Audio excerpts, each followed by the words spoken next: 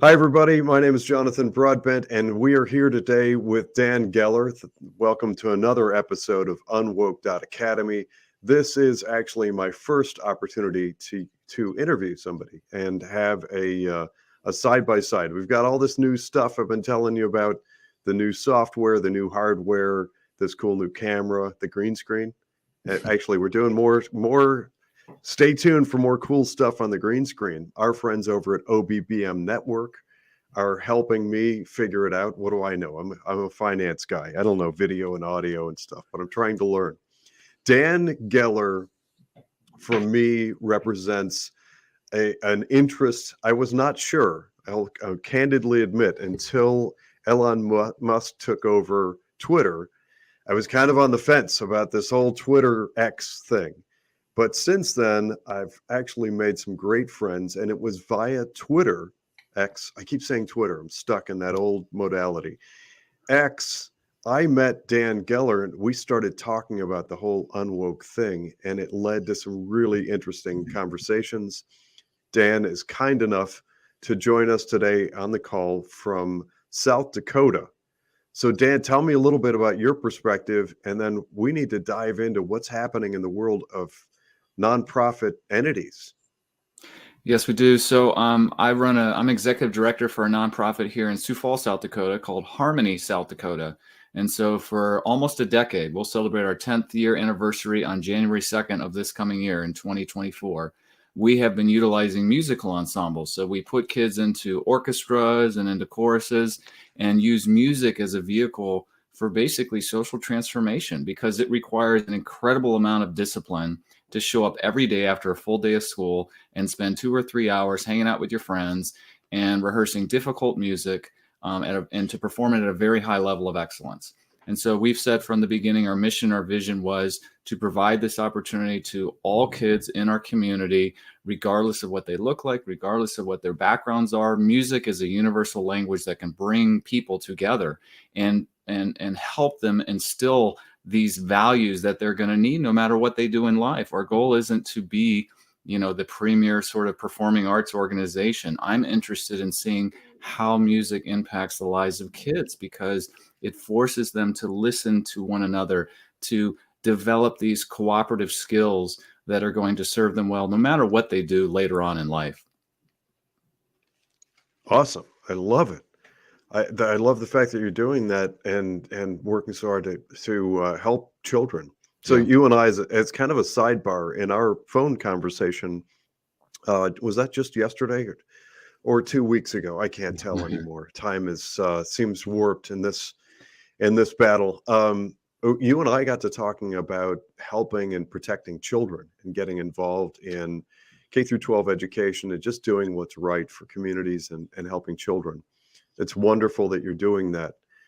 Dan, you told me that you've had some interesting experiences in fundraising for nonprofits and where that money comes from, and kind of what I refer to as woke left influence on the financial world. So I think there's a lot of parallel that we've found between the for-profit investment financial world, the Wall Street global bank type of thing, and what's happening in nonprofits. Tell us more about that. So with my experience as executive director of a nonprofit here, I was interested in doing the work that we were basically fulfilling our mission to do, which was to, like I said, help the kids that are in our community. But of course, in order to do that, you need money, you need capital, you need investments from the community in order to provide the means that make that opportunity available to the kids that we're helping and their families. And so over the past decade, we've had lots of sources of revenue, but one of the major ones turned into the United Way. So there are United Way sort of franchises. It's set up like a franchise operation. So there are local, regional United Ways that take the moniker or the name from the United Way, and they have to meet certain requirements in order to be, a United Way organization. And so we had been receiving over the last few years as much as 2/3 of our annual revenue was coming from our Sioux Empire United Way. That's the local United Way within the 3-county radius of Sioux Falls metropolitan area. And I wasn't really that happy with the situation, because frankly, from a financial perspective, you'll appreciate this. The financial model is not great for the nonprofits. It works great if you're a large organization. So for example, if you're one of these large multi or national level, like, the Red Cross or YMCA, a large sort of philanthropic organization, then you may have just one little program that you want some funding for. And so you could go to the United Way and create a partnership where they would fund just that one little entity within, let's say you have like a Girls on the Run program at the YMCA. So it doesn't affect all the fundraising practices and the inner workings of your organization if you're a large organization. But for a small one like us, it affects everything that we do with regard to fundraising. We're only allowed to maintain 4 months of reserves. So financially, and we're restricted from doing any kind of fundraising year round with any of the businesses or corporations in town. They basically say, we're doing the fundraising for you. You don't do any solicitation of donations from local corporations or whatever. We'll do that. And even if, and for example, things like paycheck withdrawals are forbidden. So if I have parents who work at like the meatpacking plant, they're like, hey, they have a matching gift program. We'd like to, get some money taken out of my paycheck to give to Harmony because we got this great opportunity. The United Way's like, oh yeah, that's great. Make sure that money goes to the United Way. And then we'll deduct that out of, the balance from whatever we give you annually, which means you'll never get that money technically on top of whatever you're getting from them. They want all the money to siphon through their organization first. And with the way philanthropy works now, people want autonomy in their giving. They want to know, who am I giving to? Where's the money going? How is it being used? The problem is when we give our money to large organizations like that, if you don't know what's going on, particularly because they're not always, in my opinion, very transparent about the policies and the ideology that governs the giving of those fundings and how those allocations are made, then you really don't know for sure where the money's going. And that's the problem that I saw when I started looking into, okay, why all of a sudden are they saying we need to do the work of diversity, equity, and inclusion? And they have these, training seminars that we go to with the implicit bias and the microaggressions. And, all of a sudden our application changes in 2020 and we're having to collect volumes of data, demographic information, that says, would you please, determine the pronouns of the people you serve, and what is the makeup of your board and your staff look like with regard to race and sexual identity and, these various categories. And it's obvious that this is an ideological and very partisan sort of, bent within an organization. And when I asked them about it, I said, this isn't sustainable. Just from our perspective, how are we going to raise money if people say, well, I don't want to give to an organization that's motivated by a very specific political or philosophical ideology? And they're like, there's nothing ideological or political about what we're doing with our equity work. And so it's very frustrating because they say one thing explicitly. DEI and ESG, I'm sure as you've talked about, are really bureaucracy. They're mechanisms for a bureaucracy to implement alignment with a certain ideology. There is no other reason for it. It does not accomplish the virtuous things that they say it does. It's really to make sure that everybody's on the same page so that they can participate either in financial markets or in the philanthropic sector so that you have the correct ideology so you can receive certain kinds of grants or funding allocations based on being aligned with that particular ideology. And I said, this is wrong. That's not why people are giving their money to these organizations. But just quickly, I'll say one other thing. It's not just the United Way. People have heard of the United Way because it's the most famous sort of philanthropic organization maybe in the world. It's sort of like, as Disney is to the entertainment world, I would say the United Way is to sort of the philanthropic world. Everybody's heard about it. I'm sure you've been, hit up for money at your office or that sort of thing in the annual campaigns. But what people don't realize is there's a shifting model now to where a lot of that money is being distributed through federal grants as well. And this is kind of the thing that we talked about a little bit. I'd like to get into a little bit more is that even if you're not giving your money, people say, well, I don't give my money to those organizations, so I don't, it doesn't affect me. It's like what you don't realize is that your federal government is giving your tax money to these organizations and is designating them as the fiscal agents to oversee. For example, the United Way is the secretariat. That means they are the sole national board overseer of the money that is given to relief organizations with regard to all of the immigrants that are coming across the southern border. So Really? your Catholic charities, your Lutheran social services, and refugee resettlement services, those people are being paid literally hundreds of millions of dollars annually to move these people around the country, to recruit them from south of the border. Once they get here, they're the ones that they're handed over to. If you look at the congressional testimony from back in March, you'll see the testimony of people like Tara Rodas and other people that talk about this cartel conspiracy, right? Where we are literally trafficking, especially children and women, vulnerable, the most vulnerable people across the southern border.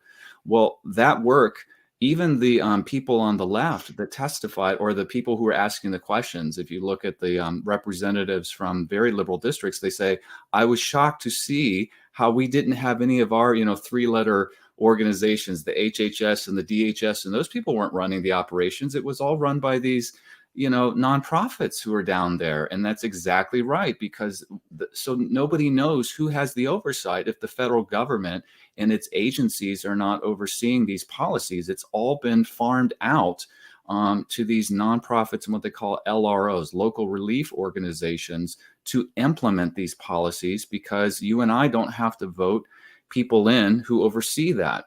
That is all done through appropriations, through things like Build Back Better programs, or the emergency, COVID emergency funding and those kind of things. They have endless pools of money then to throw and distribute to these organizations that align with this ideology that keep these policies going. So, Dan, question for you. Do you suspect maybe that part of the reason some of that functionality of things like addressing the immigrant issue at the southern border has been moved from the three-letter agencies to nonprofits, perhaps specifically in order to avoid transparency and disclosure laws? I think that I don't see any other reason for it. Another example would be the public schools. Parents, you've seen there's been lots of coverage. There's even been coverage about how things like the Department of Justice are looking into parents who go to these school board meetings and things. And the parents are upset because they're like, why are these materials in my kid's library? And why is this material being, the sexual material, for example, being introduced to my children, or why are ideas like critical theory, critical race theory, or critical queer theory, why is that content being introduced into my school? And the school board officials and the administration officials within the public school systems will say, we're not doing that. We don't know what you're talking about. We don't see any of that material in the curriculum. What they don't realize is that these agencies, these what I call the nonprofit industrial complex, so to speak, they benefit because they are very much supported by wealthy foundations like the Bill Gates Foundation, the Tides Foundation, the Bush Foundation. All these different foundations pour tons of money into these organizations. So they have that money coming in. And then they've also been more than happy to come in and say, we will provide all of these wonderful materials for your children, and it won't cost you anything. And we will provide the data, to validate these programs that we implement. So complete sexual education and social emotional learning, all these different things that you're hearing about, and they sound great. And there certainly are helpful and important curricular aspects to the things that they're trying to teach. The problem is that we need to understand and acknowledge that there is a very clear ideology that is being embedded into these curriculums that these third-party nonprofit organizations are pushing into these, what were always traditionally federally or state or locally funded and managed organizations and functions of our government. Well put, and spot on. I actually speak regularly on those issues, and I think you mentioned you've watched a few of these programs that I've released from UnWoke.academy. That I see particular parallels between the work UnWoke.academy is doing in uncovering what I call the tentacles of woke left into the world of finance, and manipulating and controlling with subjective and artificially manipulative tools and discussions like equity, diversity, equity, and inclusion. Those are so poorly or ill-defined that they're entirely subjective at the hands of whoever is doing the speaking. And it sounds like you found a lot of that virtually identical similarities in the world of nonprofits.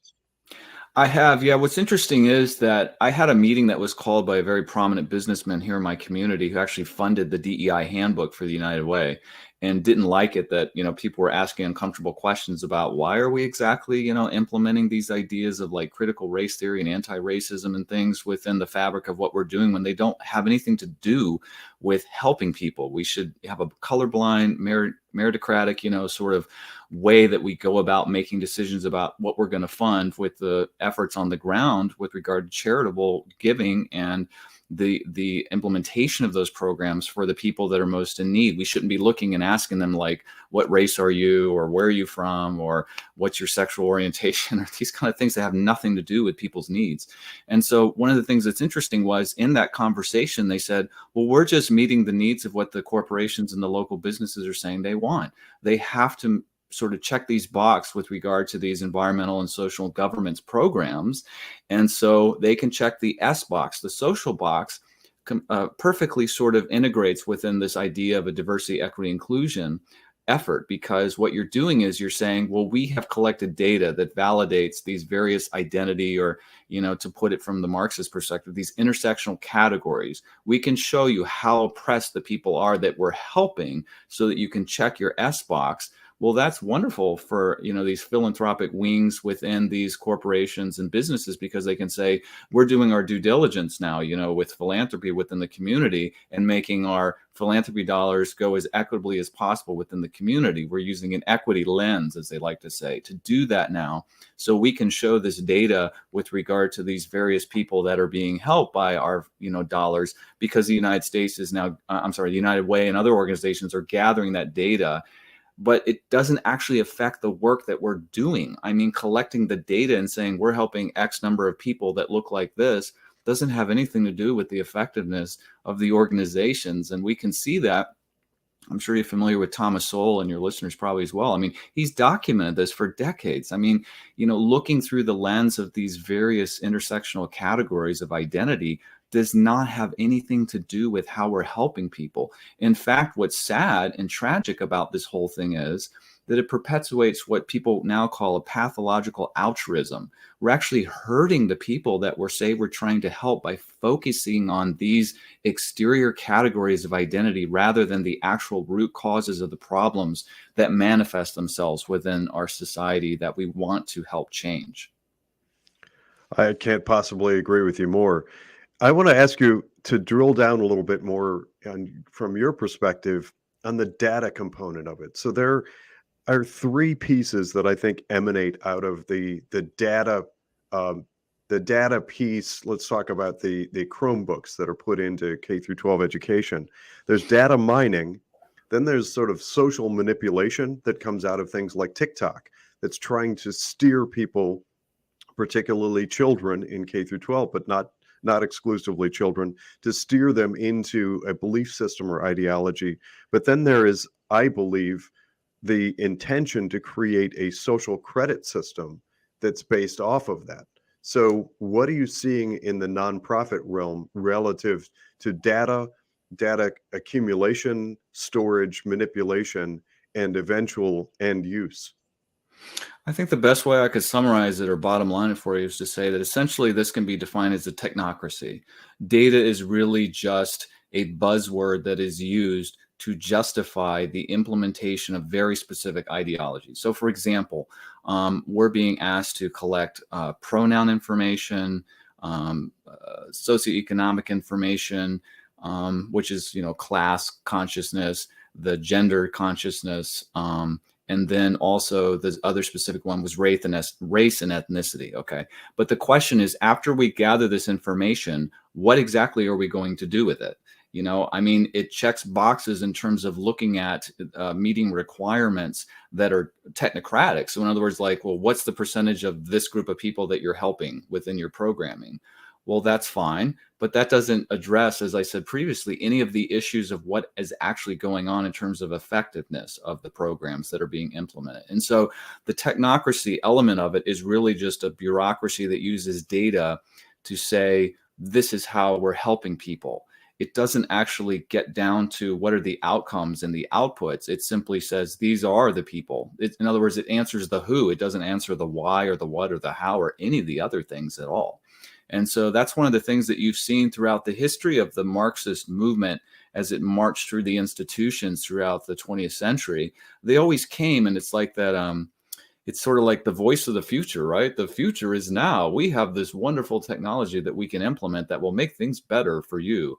And so that's usually the messaging that you hear. Well, we're going to utilize data. And even now, what's really scary, you mentioned the Chromebooks and the social credit system. Artificial intelligence is the new thing. If you look at when diversity, equity, inclusion was incorporated into every aspect of our federal agencies, that was one of President Biden's first executive orders was, I want to have DEI czars in every, even NASA and the sciences. It's like, why do we need diversity, equity, inclusion czars and metrics to be measured with this technocracy of data with regard to the people who are doing the work? Don't we want the best qualified people, regardless of what they look like or, what gender they are or who they sleep with? That shouldn't matter. We should care about who are the best qualified people to move society forward if we're going to invest our federal tax money into these programs. But you notice that AI was implemented in that. And I became very curious because I'm like, well, why is AI an interesting component of all this? And it ties into what you mentioned earlier, which is that AI is essentially like a probing mechanism for measuring how do we most put the information in front of people that we want them to see, or how do we gather in data? In other words, it's a way to more effectively mine the data that we collect. Because the problem, as you know, with collecting huge volumes of data is, what do we do with it? What does it all mean? And so the scary thing about it is there's this sort of double speak going on with artificial intelligence. They say, well, it's just algorithms. There's no, but at the same time, they're saying, but we need to make sure that the algorithms are not racist or they're not, showing any kind of preference to certain groups or whatever. We have to make sure that the algorithms. So this is the sort of debate that you see with the social media platforms, right? Why is it that TikTok in China looks nothing like TikTok in the United States? It's not because of preferences of the viewers. It's because you're being told what you should or shouldn't be able to see and hear and know about. And so now you see all this misinformation and disinformation campaigns. It's very Orwellian, but it's all rooted in this technocratic idea that we want to, they say that they're trying to allow only the most pure and accurate information to be disseminated. But in actually what they're doing is they want to manipulate and control those AI so they can control what the data means and how that data is distributed and utilized within the programming. That seems clearly to be the case to me. So, question for you. We have all these nonprofits out there, and I believe we're seeing evidence that nonprofits are being manipulated in order to push an agenda upon the United States corporations, business as a whole, and certainly in finance. How do we find the good nonprofits? That's a great question. I mean, I think it just goes back to sort of common sense, which is that you need to do your due diligence, right? Each of us needs to exercise autonomy. I think that particularly over the events that unfolded during COVID in 2020, we realized, gosh, there's a lot of stuff going on, and people became, I don't want to say cynical. I mean, some cases perhaps, but really skeptical. We just can't necessarily take everything that people tell us at face value. We need to do a little bit of research and look into it. And so I would say that if you're a person of faith, really, the safest way for your giving to be done is through your local church. Because the people, you have relationships, long-term relationships, and the organizations and the various missions and things that are supported by your local church are the ones that have been vetted by the people that you trust within that. Now, yes, there are, unfortunately, as we all know, circumstances where churches have also been infected by the same sort of ideology, which is tragic. But hopefully, if you're in a healthy Bible-based church, that's going to be a good starting point in which to know that the organizations that are being supported by you and your church are ones that you can trust, because there are relationships there and you have values in common. And I think that's really my bottom line, is you need to know what are the values of these nonprofits or these charities that I'm supporting. because everything they're going to tell you is going to sound good and sound like it's helping people. But there is a thing that we know called when helping hurts, and that's a very real situation. And so good intentions don't necessarily mean for good outcomes. In many cases, they can be harmful, and we've seen that.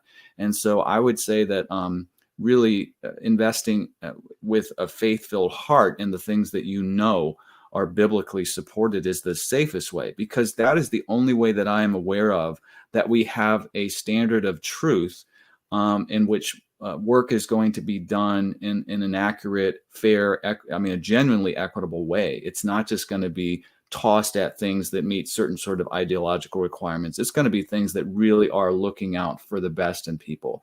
And the final thing I would say about this, Christianity defines love. Thomas Aquinas said it really well. He said, to love in the Christian tradition is to will the good of the other. And that's the thing that we need to remember. Like, not all giving and not all organizations are interested in that outcome. Do we genuinely love people in a way that wants to see the best outcome for them and to provide opportunities for flourishing in their lives? Because that's not always the case. There are a lot of charities that say, oh, we're helping people, we're doing good work. But what is the actual outcome for those people that are being helped? Are they flourishing? Are we seeing better outcomes and improvements in their life and in the trajectory of the lives around them? And often the answer is no. So in our phone call yesterday, we touched on a resource that called GuideStar. There's a website that you and I have both used. It sounds like you're perhaps more familiar with it even than I am. And GuideStar, it seems to me it may be a good waypoint or a good research tool for people considering a nonprofit. Can you speak more on your experience with GuideStar? Yeah, so GuideStar is basically sort of like a clearinghouse of information about various nonprofits. So all nonprofits are required to file certain IRS return forms. 990 is the most common one. You'll remember, I'll give you one example. So for people have heard of BLM, Black Lives Matter, okay? And so one of the objections that BLM had to a symptom of white supremacy, as they call it, and whiteness, was that they had to fill out 990 IRS forms as a nonprofit. They thought that that was wrong. What's interesting was that when you go and you pull up their 990s, you can see a laundry list of essentially what would be referred to in the business world as money laundering, right? They're basically like funneling money through all of these grants to these organizations that no one can figure out, do they even exist? What's going on? And so this is the problem. There's not a lot of oversight. I mean, yeah, we have to fill out these 990s and give them to the IRS, but are we really being, overseen? Are we really being, is there a lot of due diligence being done by the people who are just checking the box and saying, yeah, I filled out my form? Not really. That's why it's really, I would say, the onus is on the people who are giving the money. In general, I hate to say this, but it's conservative, Christian, really charitable people who are giving a lion's share of the money to these nonprofits. We're the people who are concerned. We have a heart for the poor. We want to help people in need. And so we give our money. The problem is now we really need to make sure that that money is going to organizations who are spending it on things that are actually helping people, or that the money is actually even going to the places that you think it's going. Because you'll find very quickly that many of the people, sadly, not always, but many of the people who run many of the nonprofits do not share your same moral, ethical, or religious values. And so you can figure that out very quickly when you look at the IRS returns, because that's where you're going to see this, I hate to use the term, but smoking guns. When you see these documentaries, I've done it myself. I've produced my own documentaries where I just go line by line through these 990s and I highlight these areas where they'll say one thing in public, and then you go look at the 990 and it's like, well, I don't understand how you can say that when it looks like you're, for example, I caught the United Way on their DEI forms. They're saying, well, we're not doing anything with DEI. We don't have any policies. Dan is just lying about this. He's making stuff up. He's being alarmist and trying to paint us as some sort of ideological Marxist organization. It's like, well, I'm just looking at your 990s where it has a whole list of things that you told the IRS about what you were doing for your DEI efforts, And so you kind of have to say, I don't think you would lie on your IRS forms. So you may not want to talk about it publicly, but we can look at the forms and see privately on sites like GuideStar and look at the documents and see, well, what are you really doing and where are your priorities? Because where they spend the money will tell you, Jesus said, where your heart is, there your money will be also, right? Yeah, very well put. So one of the objectives of UnWoke is kind of alerting people, we the people, to these types of issues and arming people with basic knowledge and fundamental resources in order to be able to begin to understand and do some of their own research. I view it as a collaborative effort. The 990 thing makes a lot of sense.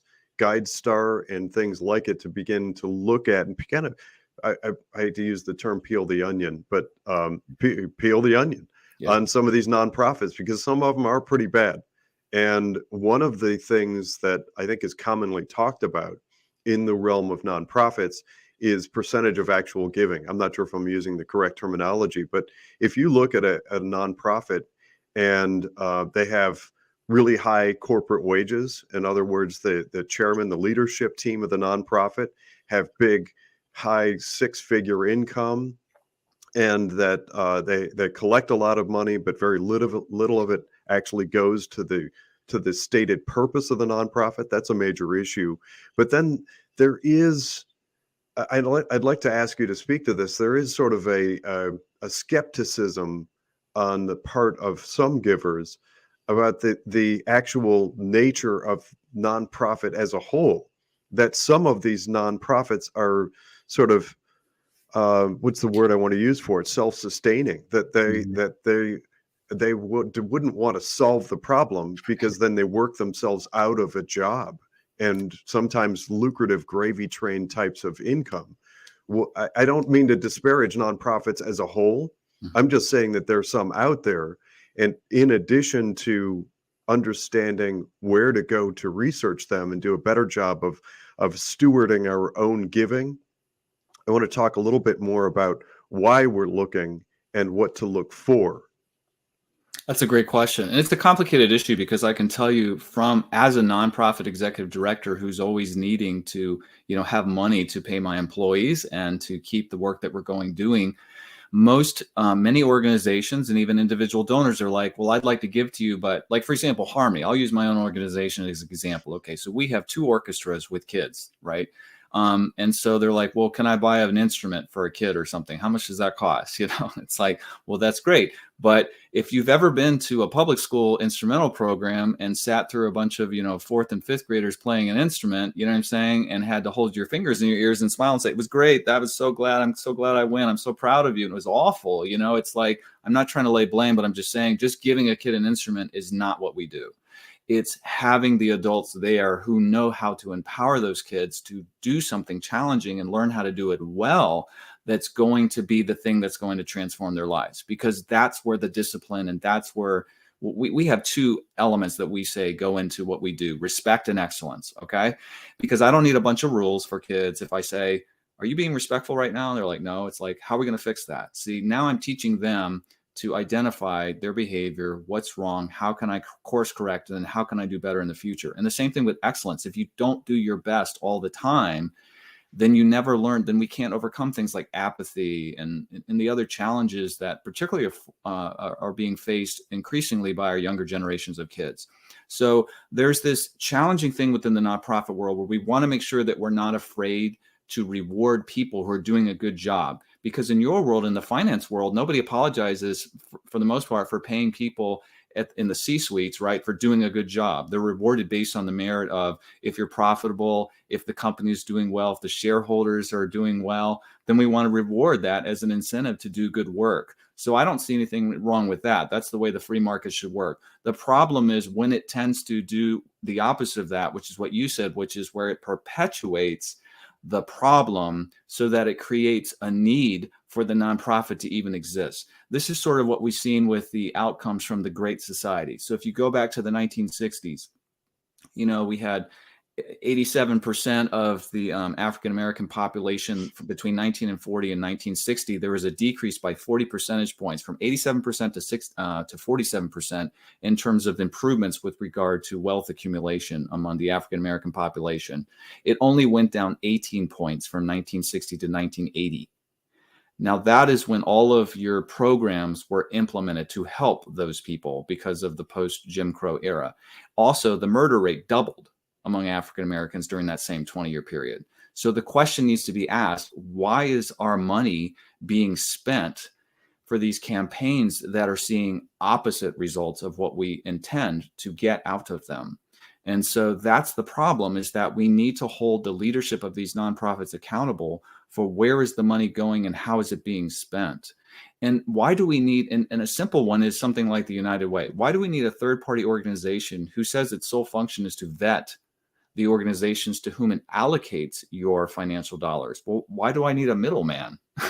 You know what I mean? It's kind of useless. I mean, people say, well, I don't have time to check these people out. It's not that hard. I mean, either they're doing the work they are and you have some familiarity with them or some relationship with the people within the organization, or you don't. And if you don't, then my message is you need to get to know them before you give them any of your money.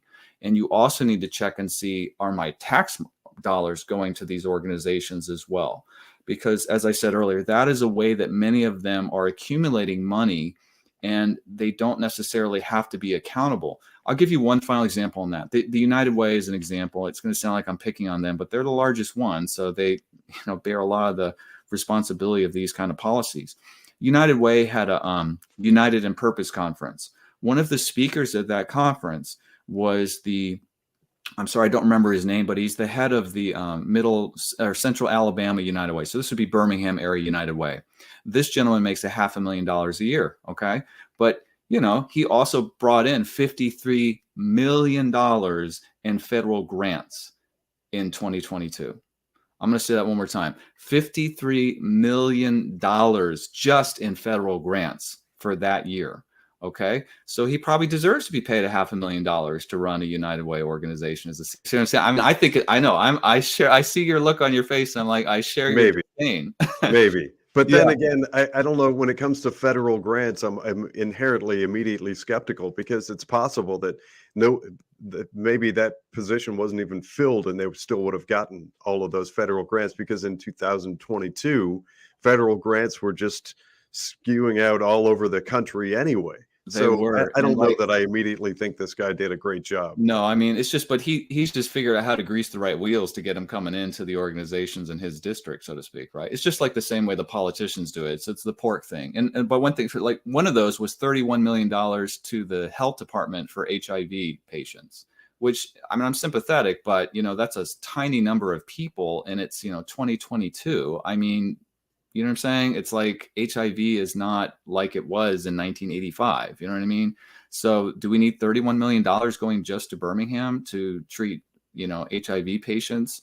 And I'm not talking about treatments. It's mostly just like they need rent assistance and stuff like that, All right. So I can't help but interject some thoughts. You mentioned indirectly Wall Street wages. There's no part of me that will accept the notion that Wall Street wages are reasonable and commensurate with work. I've seen too much in my years working with Wall Street to think that that's the case. It's unbelievable. I could tell stories about people getting paid 80, 90, $100 million to fail. And do horrible things. So, and that's at the top, and then the people below them also get paid, a couple $1 million a year and stuff. It's crazy. It's bad. And it's a manipulative environment where it's really difficult to actually figure out what they're getting paid and from whom and for what and stuff. But I want to just interject the perspective. This is me interpreting your comments in my world. A lot of your description of how these third-party nonprofits work in collecting and then distributing money feels an awful lot like overseas accounts. And you set up these bank accounts, and then everything has to flow through that, and then it flows to another entity, and then it flows to another entity. Pretty soon it gets really difficult to track, even for the professionals. And I've done that type of tracking before in the for-profit world. But at a certain point, it becomes so onerous and difficult for the average person to figure out if they want to give. If they give a couple of grand a year because they feel like they want to do good for humanity, and they're giving to an organization like you describe, but then they know that it has to then be distributed among the staff and the employees and the leadership team and the C-suite, and then it has to go and pay these consultants to come in and do racism training, which is what I call it. All those racist racism czars and the DEI and the SEL and the microaggression training and stuff. At a certain point, it's not simply just how much of the money gets to the eventual cause that people are hoping that it gets to. It's a matter of how do you actually peel that onion and figure out in the first place with all these sort of money changing hands. Yeah, and that's one of the things that bothers me as well. As I started to look into it, I started to see like where's the money going and who is getting the money. I'll give you one example here locally. So we don't have a BLM franchise operation going on here in Sioux Falls, South Dakota, as you can probably imagine. Okay, good for us. But we did have an organization called Conscious Use Solutions.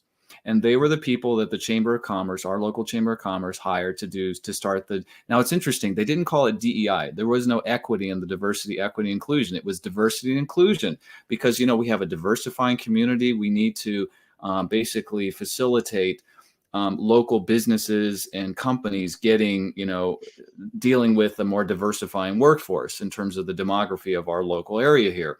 And so they thought, well, this is great. And of course, the chamber jumped on board and started all of these seminars and things like that. This started before 2020. If you look at it, literally, it will say diversity and inclusion summits. Okay. And everyone was all like, oh, this is wonderful because we need employees. We don't have enough employees to fill the positions. And, states like Minnesota are attracting our best, college graduates and whatever. Anyway, so then all of a sudden 2020 happened and all of a sudden they doubled down on the things that you described. So this is all evidence of systemic racism and, oppression and all these kind of narratives that come in from the critical consciousness ideas. And so all of a sudden now it became diversity, equity, inclusion. And the organization that was tasked to handle all of this was called Conscious Use Solutions. The guy that was head of it was from the WEF. And another guy who was on their board. Yeah. And all the guys on the boards were folks who were brought over here by the United States Institute for Peace from Sudan. So these were guys that worked for, one of them literally represented the, Sudanese Liberation Movement, known Marxist organization. And it's like, well, wait a minute. Have you looked at the Sudan? That was a total failure. Whoever he represented and negotiated for, that didn't go well. So now why is he here as a local activist in our community, setting up these organizations and sitting on boards of these various organizations that are all social justice organizations. And so we have these people here now. And so they're the ones that are basically telling you you're racist or you have this problem or that problem. And you need to, hire us to do your DEI training. And we're going to do all this stuff. And again, you look at the 990s and they're like, well, nobody appears to be getting paid, but there's like hundreds of thousands of dollars going out. And, one of the big capital firms in town gave them a $25,000 donation, during the summer of 2020, because they're like, well, you don't have a BLM, but we have this Conscious Use Solutions. Let's give them money. The local community foundation gave them 25 grand. It's like all this money is being thrown at these companies. You pull their, you go to GuideStar, for example, look at it. The last IRS filing was in 2020, and now they disappear. Now the question is, where are they?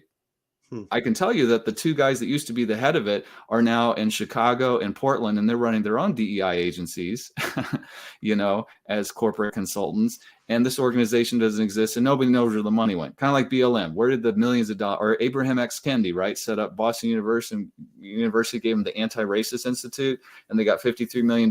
What have they done? Nothing. And the money's gone. Right. And so this is the problem. This is what's happening. You're right. That's basically what's happening. This is a grift. I hate to say it out loud, but I'm just going to say it. I'm going to call it out. And this is why I've gotten into trouble, because I'm saying, you guys, they're manipulating you through guilt and shame to shake you down for money.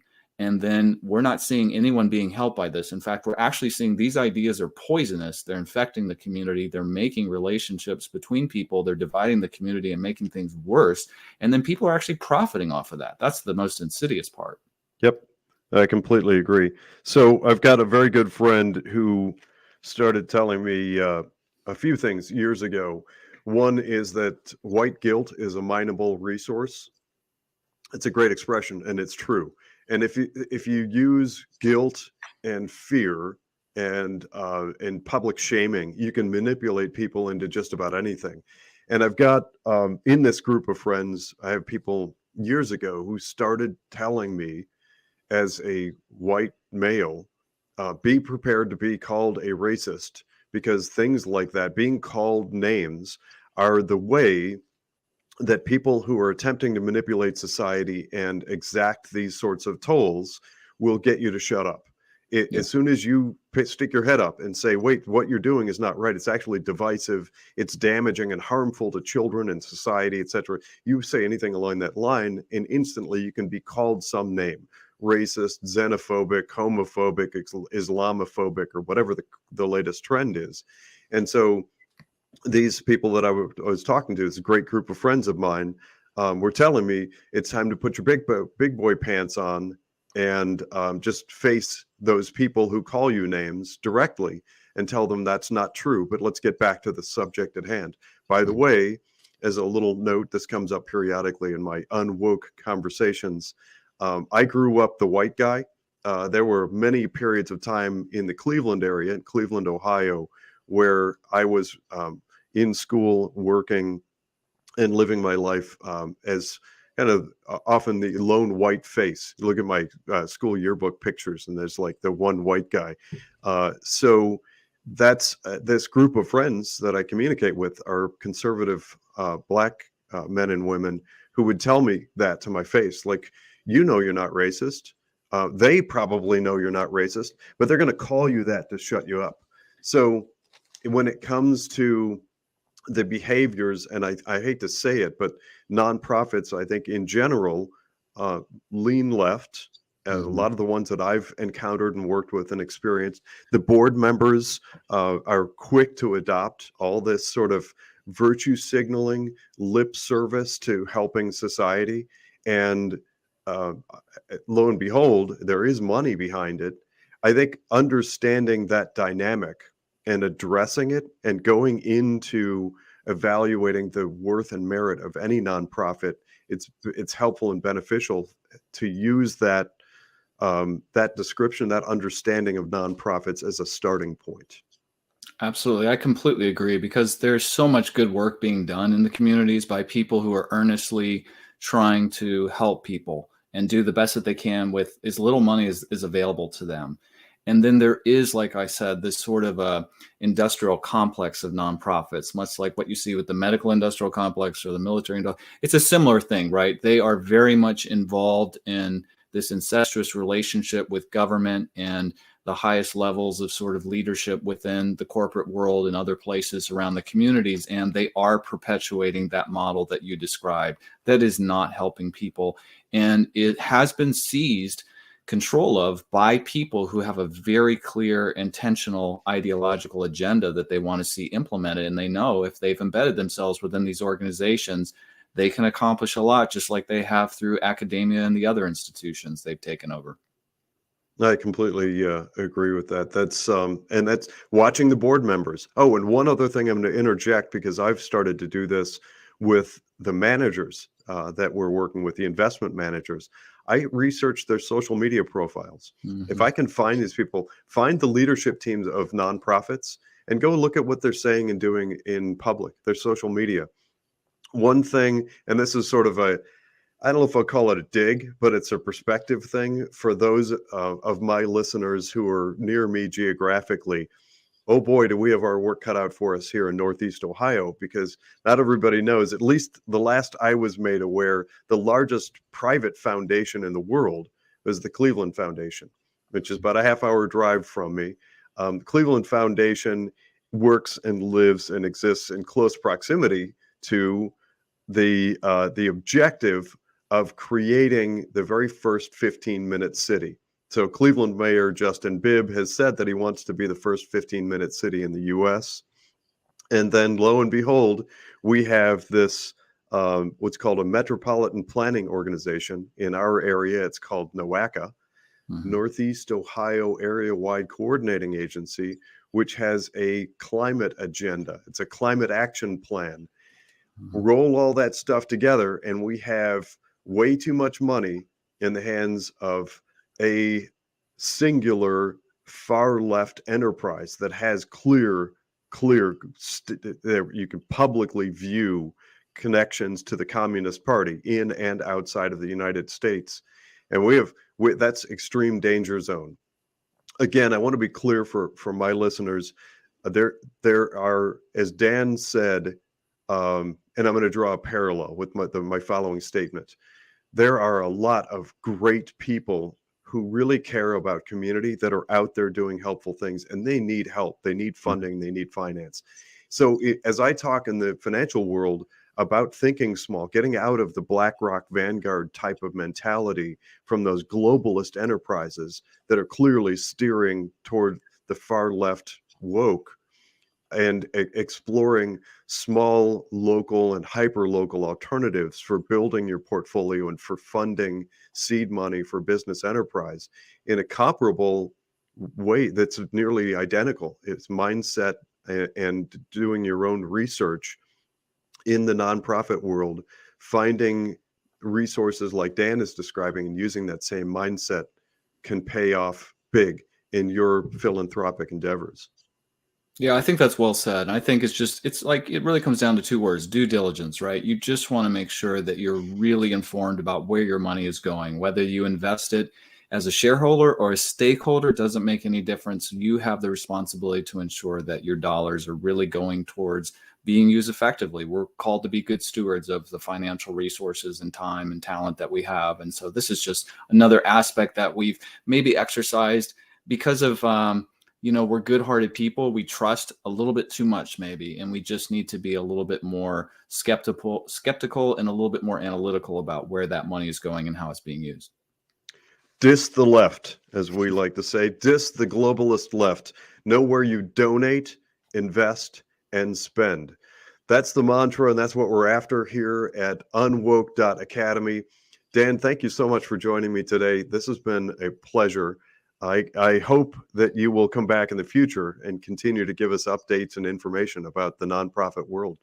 Yeah, I appreciate the opportunity, and I'd love to do that. If any of your listeners are interested, I do have a YouTube channel, if you don't mind me giving a quick plug. So when I started, as you said, peel away the layers of the onion, I started to see all of the different organizations in my community that were involved in this sort of woke, sort of nonprofit world. And so I started to document it. I just, kept track of the videos and the documents that were coming across my desk and those kind of things. And so I started a YouTube channel. It's called Leninist on the Prairie, which is kind of a funny sort of homage to Little House on the Prairie, but Leninist on the Prairie. And the idea is just to document this sort of woke sort of influence within the nonprofit sector here in my own community and across the state. But it's basically like a libs of TikTok, right? I mean, we would not have seen a lot of the information come out about the agenda of the woke people without these videos where they just, say it out loud. And that's all I've done. I'm not commenting on it really. I am providing some education because I don't know about you, but when I started this, I did not speak woke. And so the terminology was a little bit bizarre. And so I do unpack some of that terminology and define it for people. But it's really just, I want to encourage people that when you see and hear things that don't sit right with you and you go, this doesn't sound right, what's going on? Make a note of it, talk to people about it, and share it. And so that's what I've done. I hope each community can kind of develop their own localized sort of operation like Leninist on the Prairie or Libs of TikTok, where we can share this information with our friends and our family and our colleagues and let them know we have a bias that we don't want to believe this is happening in our schools or our local nonprofits or our local agencies. It probably is. It's probably been there a while. And so when you see it and when you hear about it, have the courage to say something and share that information with people in your community. Perfect. Beautiful. Thank you for your willingness and ability to stand up and all you're doing to shed light on nonprofits. Dan, thanks again. This has been a great pleasure. Thanks, everybody, for listening in again to another episode of UnWoke.